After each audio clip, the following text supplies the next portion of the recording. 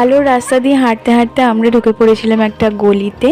বাঁধানো রাস্তা, চওড়া, কিন্তু ওটা গলি পাড়ার রাস্তা, ভেতর দিকে আছে আমাদের এখানে। আর অন্ধকার হয়ে গিয়েছিল, মানে এটা তো গ্রামের সাইড, তো 8:30 9টা বাজতেই সবাই শুয়ে পড়ে, যে যার ঘরে ঢুকে পড়ে। আর আমি আর আমার মেয়ে তখন যাচ্ছিলাম এই রাস্তা দিয়ে, মানে মাঠ ঘাট পেরিয়ে অন্ধকার রাস্তায় একা দুজনে যাচ্ছি। অন্ধকার মাঠ, কেউ কোথাও নেই, শুধুমাত্র এই পারফরমেন্সটার টানে, যেটা আমার একটা গুলুগুলু ছাত্রীর জন্মদিন ছিল, আর ওই অন্ধকার রাস্তা থেকে ওদের বাড়ি যাওয়ার ছিল, কিন্তু আমি ওর টানে গেছি।